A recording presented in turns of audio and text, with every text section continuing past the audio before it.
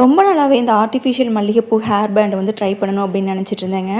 மல்லிகைப்பூ ஆர்டிஃபிஷியல் வந்து கடைகளிலே கிடைக்குதுங்க. சரி, அதுவும் நம்ம டிஐஒய் மெத்தட்லேயே ட்ரை பண்ணலாம் அப்படின்னு சொல்லிட்டு இந்த மல்லிகைப்பூ நான் ஆல்ரெடி வந்து ட்ரை பண்ணி ஒரு வீடியோ போட்டிருக்கேங்க. சேம் மெத்தடில் இந்த டைமும் செஞ்சேங்க. இந்த டைம் வந்து ஹேர் பேண்ட் மாதிரி செய்யலாம் அப்படின்னு சொல்லிட்டு எங்கிட்ட எம்டிஎஃப் பேஸ் வந்து இருந்துச்சு. அதை வந்து எடுத்துகிட்டு அந்த ஹேர் பேண்ட் ஒட்டுற இதை வச்சு ஹேர் பேண்டையும் வந்து அந்த எம்டிஎஃப் பேஸில் வந்து ஒட்டியாச்சுங்க. இதுக்கு வந்து நமக்கு டிஷ்யூ பேப்பர் தாங்க தேவைப்படும். மல்லிகைப்பூ செய்யறதுக்கு டிஷ்யூ பேப்பர் எடுத்து ஸ்கொயர் பீசஸாக கட் பண்ணி வச்சுக்கோங்க. சின்ன சின்ன ஸ்கொயர் பீசஸாக ஒரு மல்லிகைப்பூக்கு 2 டிஷ்யூ வந்து எடுத்துக்கலாங்க. ஒன்றை வந்து பால் மாதிரி உருட்டிக்கங்க. அந்த பால் மாதிரி உருட்டினதை வந்து இன்னொரு டிஷ்யூ பேப்பர் எடுத்து அதோட சென்டரில் வச்சுட்டு நான் அந்த இதில் காமிச்சிருக்கேன் இல்லையா வீடியோவில், அதே மாதிரி வந்து ரோல் பண்ணி கீழே இது பண்ணிட்டீங்க அப்படின்னா மேலே வந்து மல்லிகை மொட்டு மாதிரியும் கீழே காம்பு மாதிரியும் இருக்குங்க. இந்த மாதிரி நமக்கு எவ்வளோ தேவையோ அந்தளவுக்கு நிறைய வந்து செஞ்சு வச்சுக்கலாங்க. அடுத்து அந்த காம்பு மாதிரி இருக்கிறதுல க்ரீன் கலர் வந்து ஆக்ரிலிக் பெயிண்ட்டை வச்சு அப்ளை பண்ணி விட்டுக்கிறேங்க.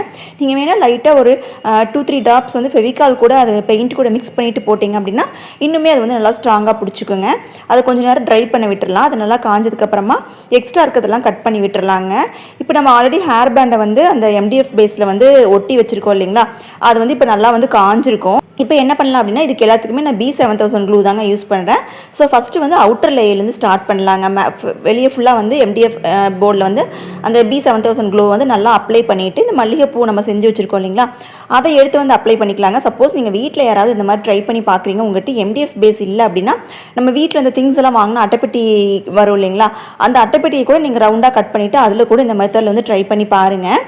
ஸோ ஃபஸ்ட் லேயர் ஒட்டினதுக்கப்புறமா அதுக்கு அடுத்தது மேலே லேயர் அப்படின்னு சொல்லிட்டு நமக்கு எவ்வளோ லேயர்ஸ் வேணுமோ அந்தளவுக்கு ஒட்டிக்கலாங்க. நான் வந்து எனக்கு கொஞ்சம் பெருசாக வேணும் அப்படிங்கிறனால ஃபஸ்ட் லேயரை கொஞ்சம் நல்லா அகலமாக ஒட்டியிருக்கேன். நீங்கள் இன்னும் வேணால் குட்டியாக வந்து ஷார்ட் பண்ணி கூட ஒட்டிக்கலாங்க. ஸோ நான் வந்து லேயர் பை லேயராக அரேஞ்ச் பண்ணி முடிச்சுட்டு நெக்ஸ்ட்டு சென்டரில் நமக்கு கொஞ்சம் கேப் வருங்க. அந்த சென்டருக்குமே வந்து ஒரு மல்லிகைப்பூ காம்பு ஃபுல்லாக கட் பண்ணிவிட்டு அந்த இடத்துல வந்து ஒட்டி விட்டுக்கிறேங்க. இது நல்லா காஞ்சிருச்சு அப்படின்னா நமக்கு வந்து ஹேர் பேண்ட் வந்து ரெடி ஆயிருங்க.